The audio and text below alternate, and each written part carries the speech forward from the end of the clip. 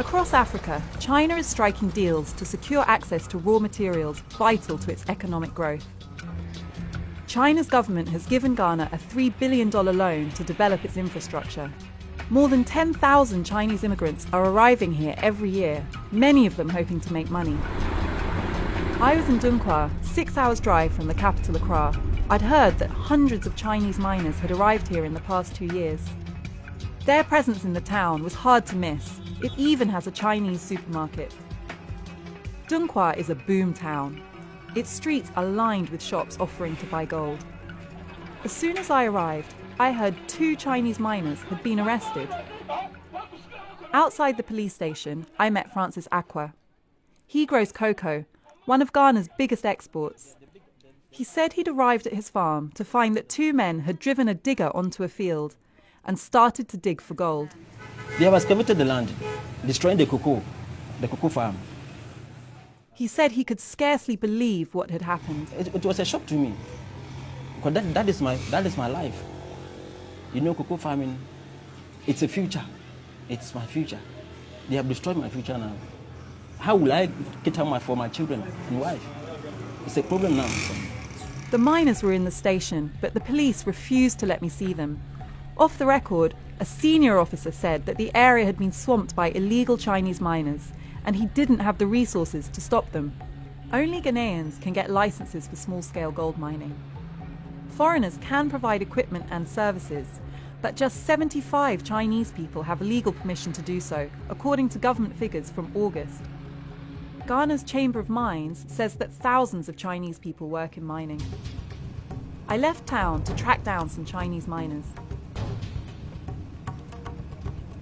Deep in the forest, I could hear an excavator at work. This area used to be covered in trees, and now, as far as the eye can see, they've been cut down. These huge pits have been dug out, and they're filled with water.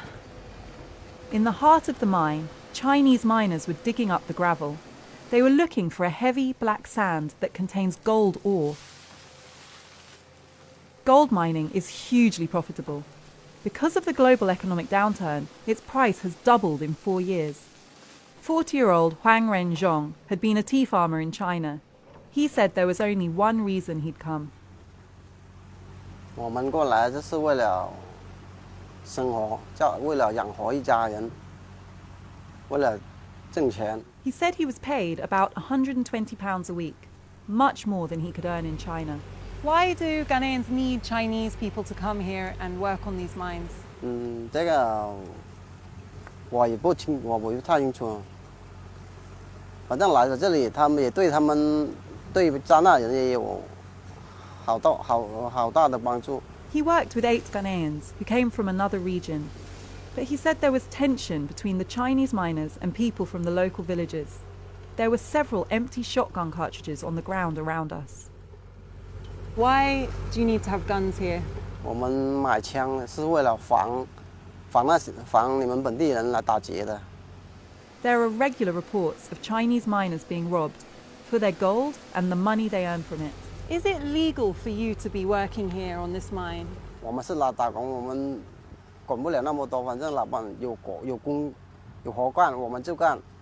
反正那是老板的事情，是他们自己处理。 The Minerals Commission, the government body that grants mining licenses, told us it had not authorised a mine here. Off camera, Zhong's boss admitted the mine was operating illegally. According to one expert, 95% of small-scale mining is illegal.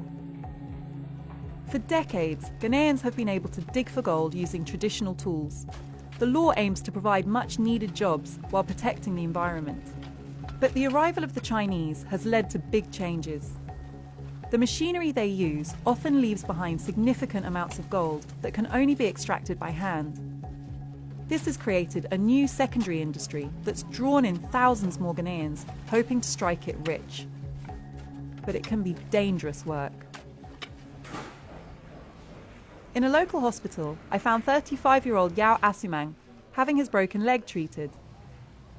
He said he'd been looking for gold in an abandoned Chinese pit.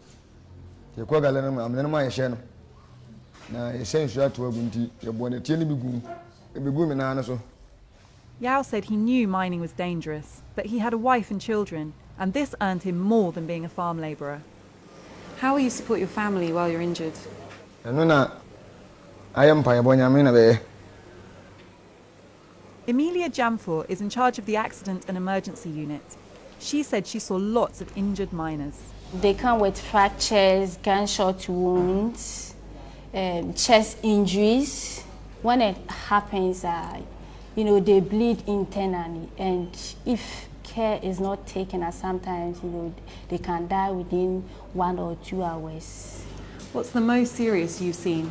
He fell into a pit, and the sand collapsed on him. He was suffering from internal bleeding. We decided to refer the patients. We had a message later on that the patient died. Do you think enough is being done to protect people working in mining? I don't think so. I don't think so, because the number of injury cases, keep on increasing. Outside, I met Idrisu Shirej, who said he was an excavator driver at a nearby mine. He claimed he'd been assaulted by a Chinese worker after an argument. He climbed the machine. He came and started to beat me. I was in the seat. I couldn't do anything unless God had protected me. He said he was shocked by the attack and wouldn't go back to work at the mine. They doesn't have respect to human beings. We were unable to talk to the Chinese miner to get his side of the story. Idrisu said he'd reported the assault to the police. When the Chinese did some bad, you take him to the police station. They can pay the money. Are you saying the Chinese bribe the police? Yeah. Police corruption is widespread in Ghana. Several people, including a senior officer, told me that the police were being paid off by illegal miners. Everywhere I went, I saw more mines. In one 2-kilometre stretch of road, I passed 5 huge pits.